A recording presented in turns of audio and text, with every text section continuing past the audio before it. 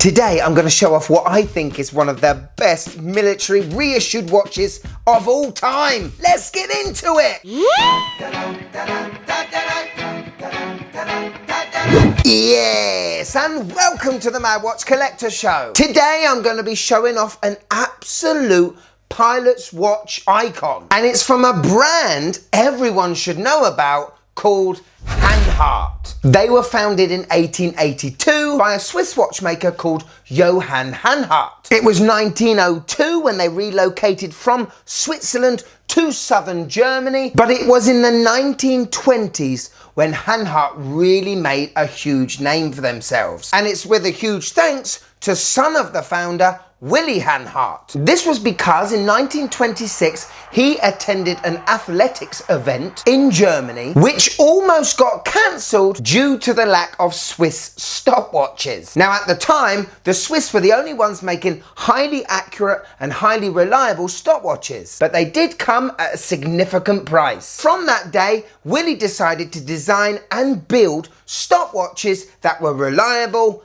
accurate, readily available, but more importantly, were affordable. Now this opened the floodgates for the brand because everything and everyone needed stopwatches. From dials on a cockpit to doctors in a hospital. They were the stopwatch brand. And that's what gave Willy Hanhart the nickname the Stopwatch Pope. But in 1938, Hanhart developed a chronograph watch and it housed their caliber 40. Now during the Second World War, Hanharts were given to high-ranking officers and top pilots, which gave their watch and brand the nickname the Bundeswehr, which basically means the chronograph. Now after the Second World War, obviously production stopped. But in the 1950s, Hanhart were the first brand to issue watches to the German Air Force post-war. Hanhart's 417 has undoubtedly influenced hundreds of brands over the decades. Now the 417 ES, which Hanhart only made about 1,000 of, that reference was made even cooler by a certain Steve McQueen. Now this was the kind of guy that even if he wore a purple feather boa, he'd still look cool. But while he was racing motorbikes in Germany in the 60s, he bought one of these 417 ESs. He wasn't paid to wear it and he wasn't endorsed by Hanhart. That makes it very cool, especially to watch collectors around the world. Hanhart have sent me their latest iteration of the 417 ES, and by popular demand, they've tweaked with a couple of bits to make this watch even better. Full disclaimer, Hanhart were very kind enough to send me these watches in for review, and I get to keep one of these and send one back. Which one though? Plus some excellent, amazing, exciting news regarding the Mad Watch Collector channel, Hanhart, and the Urban Gentry. Haha! All to come, as well as my wife's opinion of the watch. Are you Hanhart ready? Let's go!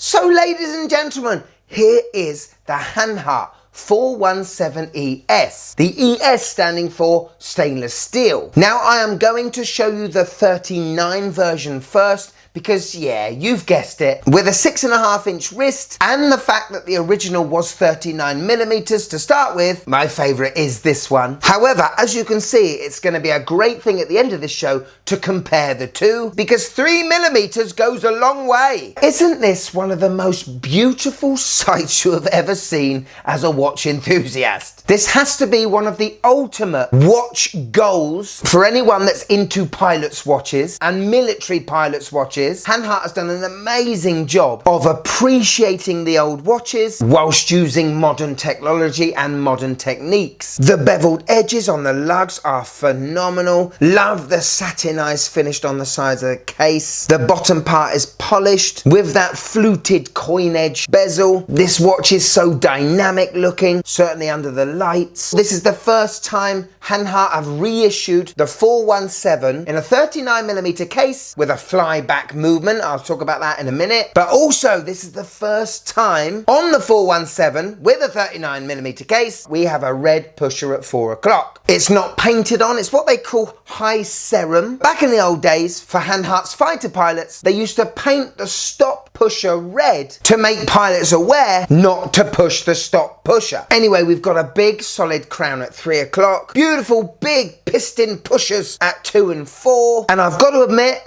not being a fan of a bunt strap, it just looks like it belongs on it. First impressions, this is my kind of watch. Quick spec check! So, like the original, we've got a 39mm case. We have a 13.3mm thickness, and that's largely due to the big domed sapphire crystal, but it does look magnificent. The lug to lug is just 46mm, and we have a very strapaholic 20mm lug width. The crown is not screw in, neither are the pushers. We do have a screw down case back, and that gives this watch 100 meters of water resistance. Perfect really for a do-it-all pilot's watch. Now, like the original 417, we have this fluted polished bezel. It has a red tip at the 12 marker, and it is friction based bidirectional. Nice and smooth, firm enough it's not going to move, and light enough it's not awkward to twist. The strap, well, it's one of the softest, supplest leather straps I've reviewed this year. You can take it off this bunt. The reason why the bunt strap was used with fighter pilots is because the cockpits back in those days either got very, very hot or very, very cold. And having a layer underneath the stainless steel case back just made it more comfortable to wear. Very impressed with the quality of this strap though. You can get it in a tanned colour, a dark brown colour,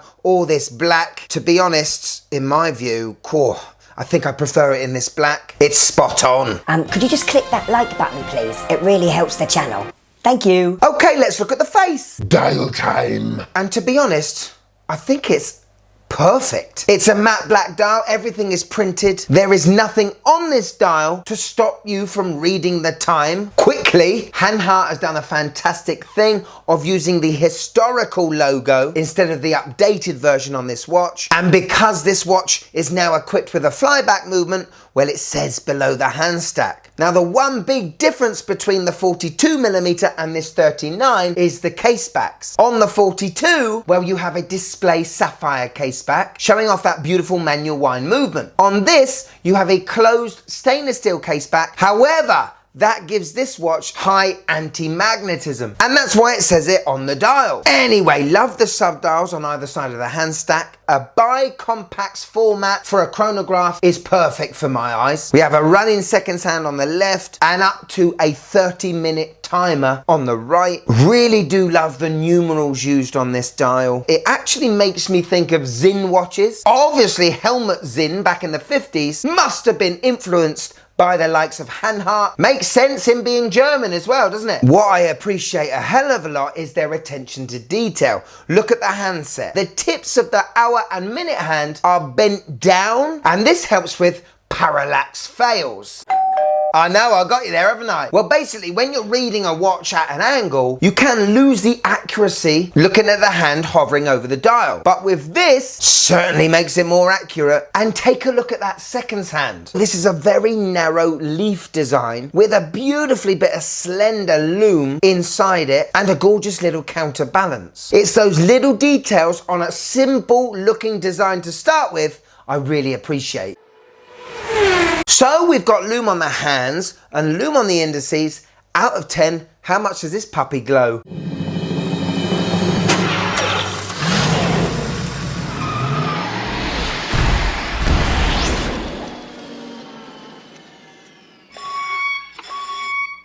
Yeah, C3 Super Luminova. This thing does more than an adequate job in showing you the time in the night. In this watch, we have a hand-wound AMT 5100 Solita. It's a column wheel chronograph, giving you 58 hours of power reserve and sweeping away at 28,800 beats per hour. Now, the reason why it's called a flyback, after starting the chronograph, you do not need to press the top pusher again in order to go back to zero. It's a way of timing things very quickly. You can reset straight away using the red pusher. Pretty cool. Anyway, the winding of this watch is beautiful. It does hack, i.e. the seconds hand does stop, and moving the hands around the dial feels like a luxury watch. Superb. Hello. On my 6.5-inch wrist, and two things come to mind straight away. One, why the heck have I not really got into Hanhart till now? And two, why did I ever decide a bunt strap was not for me? Because on my wrist, with this watch, it looks absolutely incredible. Yes, it raises the watch up 2 to 3 millimeters, but it feels like it's meant to be on this strap. I mentioned how soft and supple the strap was, and it feels so good on the wrist. And because you've got that extra beautiful inner suede part, it just makes it an absolute dream to wear. Outside, the legibility is phenomenal because we do have underside AR coating. What an absolute stunner. It's at this point I'll pull in the 42mm. Now when you do put these two watches together, it just shows you what a difference a millimeter or two does to the size of your watch. So 42mm diameter case, it has the same thickness of 13.3mm, even though we have this display case back showing off that beautiful hand-wind column wheel chronograph. The difference comes though with the lug to lug, which is around 49, just over 49mm. What makes the watch look a bit bigger and what makes watches look bigger in general is the fact we have this on the stainless steel bracelet. A very well constructed 3-link bracelet. We've got a beautifully made milled clasp, and we have an easy extension part, giving you that little bit extra if you need it in the summertime. The links are screw in, end links are solid. It's a fantastic bracelet. For me, however, though, this might be the one time I would recommend the Bund. Period correct and all, this may be the only watch I'd ever own that has a Bund. So there we go, the Hanhart 417 ES 39 and 42. What do you think? What do I think? Well, this has to be my brand of the year for me. You guys know I love history with watch brands and military history. And I really do appreciate brands that inspire a whole fleet of other watch brands. Now, when you buy a Hanhart, you get a watch that comes with very high standards. And every watch that is shipped out from their factory is made and assembled with the love and care, just as it did 50, 60 years ago. Not only do Hanhart assemble their watches in Germany still, but they regulate the movements in around 6 positions while the chronograph function is engaged. And that is over a 7-day period. Their watches come with a birth certificate and shows you just what work has been done to make your watch the Hanhart standard. Now this watch on the Bund is going to cost just under £2,000. On the bracelet, it's going to cost $2,150. The 42mm is the same cost. However, you can buy this 417 without a flyback movement. That's going to cost £1,764. If you are into your chronographs, into brand history, military brand history, I think it's absolutely phenomenal, and it's a watch I would definitely be proud of wearing in any situation. Hanhart, you've got a new fan, and hopefully after this show there'll be a few more fans coming your way. So here it is, my wife's first impressions of the Hanhart 417 ES. I do really like this one. I like the face, it's not cluttered and it looks military. But what I don't like is the strap. Why does it have to be so chunky? Other than that, nice. Hanhart! You don't know how good you've got it there. The wife has a particular set of standards that I'm not even sure of still after all these years. But apart from the strap, you get the all clear.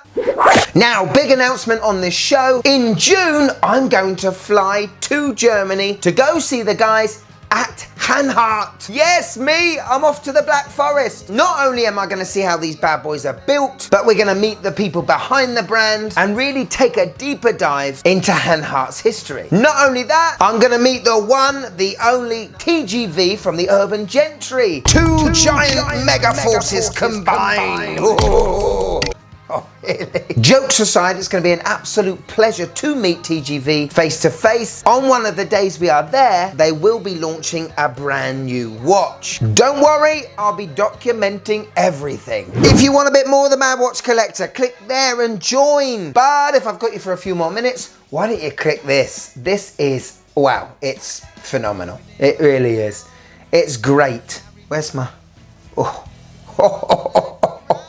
Go on, click it. I've got a bit of time. I really have. Actually, I'll start the stopwatch. I haven't got time at all. Go on, click it. Click it. Fly back. Click it.